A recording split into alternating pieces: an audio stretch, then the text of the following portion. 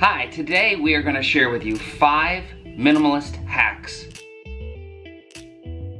3 which are practical, 2 which are just rules to live by. And first we should give a little disclaimer. So as in all good things in life, this is progress, not perfection. We are by no means fantastic at this, but this is something that our family is really focusing on and constantly working towards. And so we wanted to share some things that could help you too. Number 1, start small. This is, it's the easiest way to actually have success, not feel overwhelmed. What's the old joke that I love to tell everybody? How do you eat an elephant? One bite at a time. I didn't know you were asking me to joke. I was like, yeah.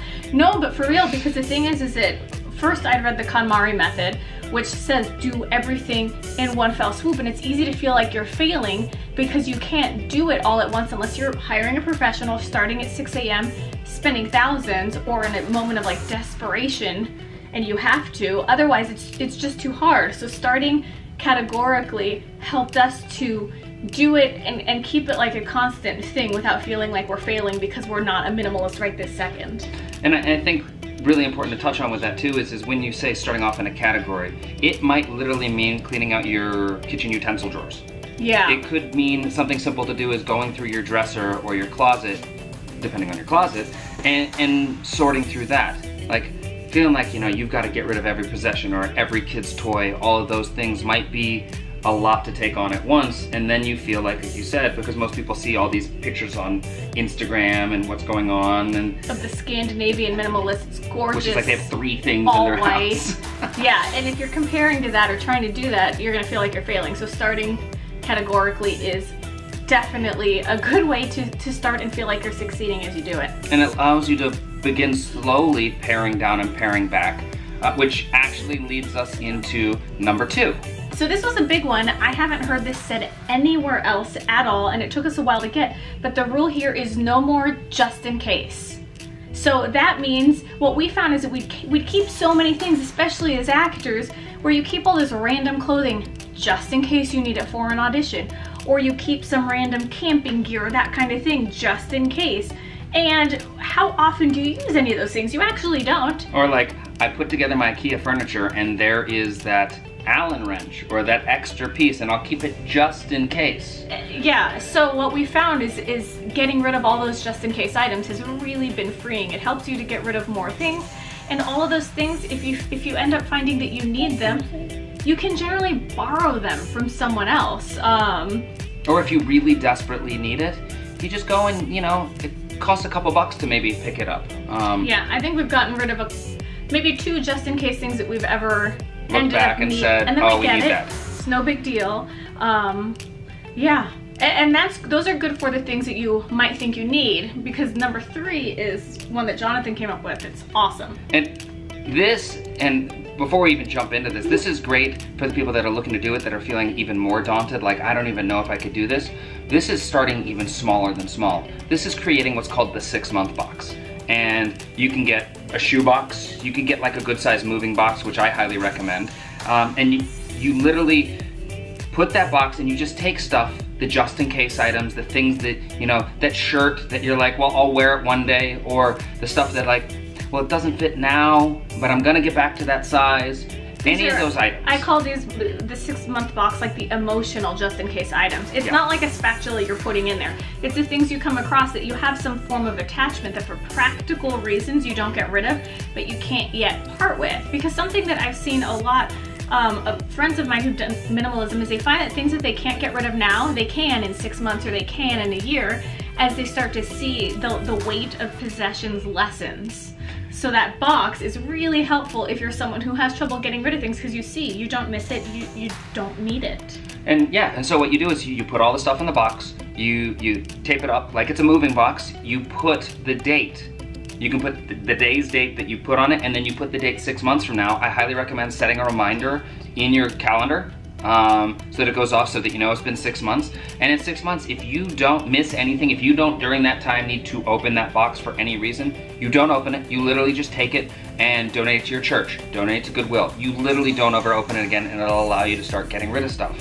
Yeah, and then the other thing that you can do too is if you still, because I know me personally, if I put things in a box, there's something about me, I have to open them. what I have found the biggest saving thing for me is taking pictures of things.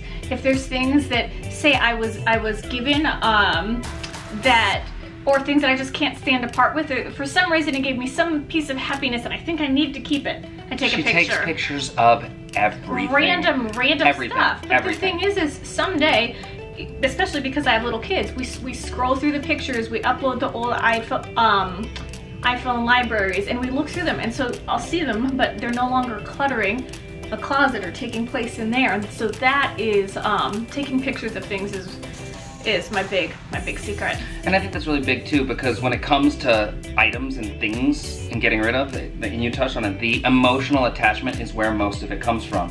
And so having the picture allows you to free yourself of that. Putting the stuff in the 6-month box is a slow step into releasing that. Which brings us to number 4. Number 4, the Amazon wish list. So helpful. So great for curating what you bring into your house. Yeah. It allows you to create a list, which Sasha literally does it all for the entire family, but it can create a list for you, your spouse, your family. So we do this. This is so handy for gifts. For family wants to know what does a child want for their birthday, for a holiday. Having it on a list kind of helps streamline things, and it helps twofold. It empowers your family or friends to get the kid gifts that they want or need, but it also prevents them from getting things that are just going to clutter the house they won't use, or things that you may potentially feel guilty about getting rid of. And number 5, the gift of giving. Yeah, so this one is interesting because it's twofold. It's like the things that you give yourself, right? Like how many times have we bought something and you go, well, I'm going to read this book, or I'm going to wear this thing, and then you haven't, and it's been way later. Yes. So something that I learned from the KonMari book is that sometimes the joy in it is when you purchased it.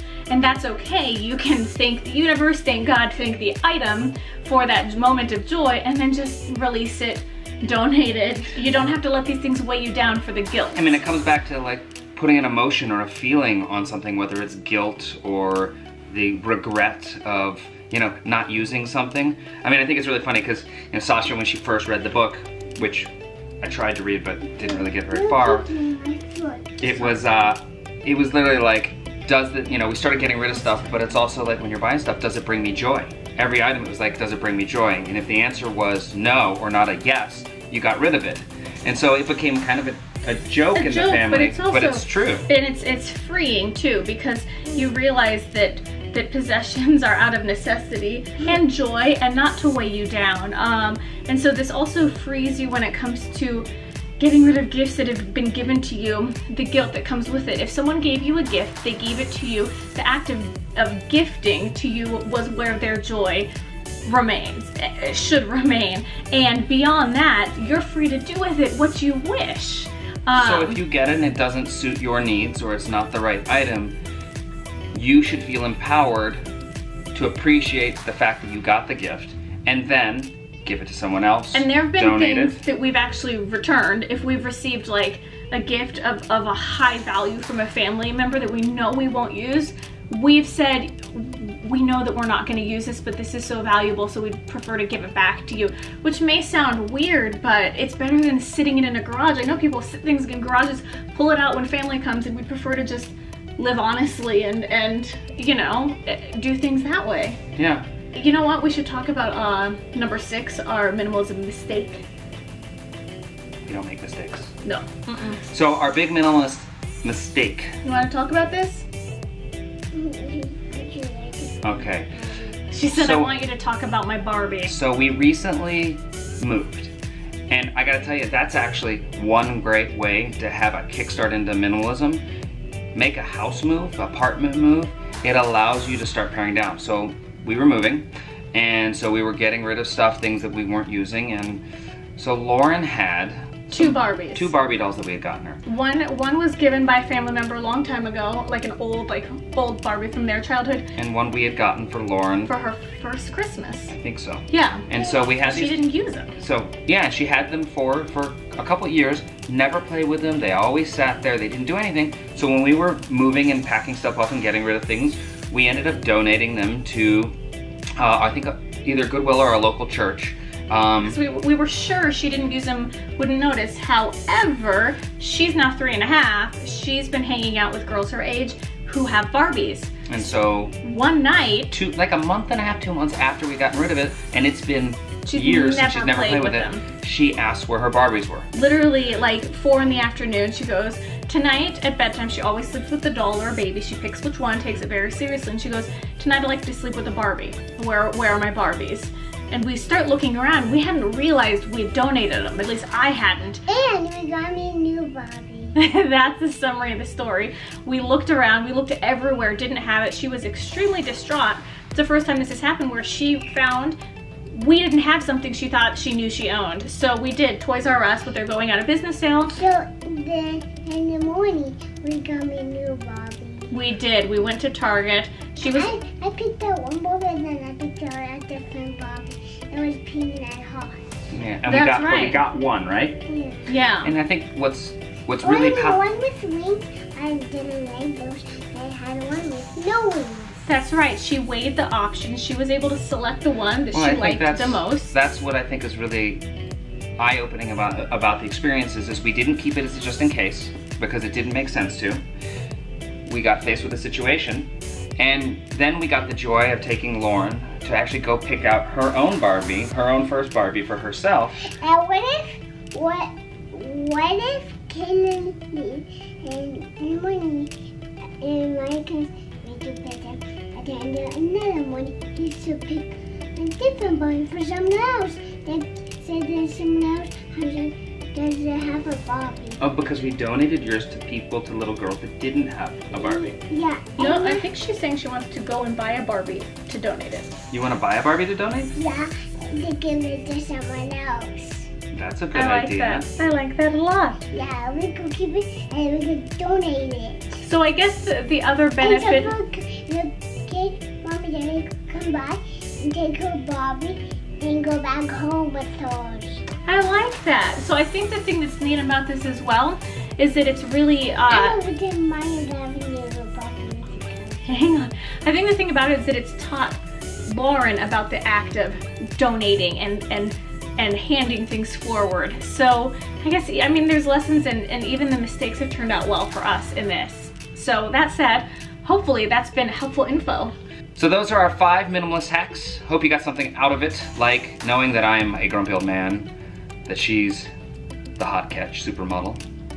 Thank you for watching. Please subscribe. See you next time. Adios. Cha-cha. Bye. You say bye? You want to make a serious face?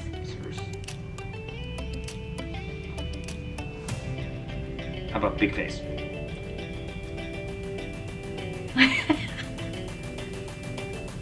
Look at me. Well, these are good faces. Let me see your face. Don't look at me. Don't look at me. Look at me. Don't look at me! Don't look at me.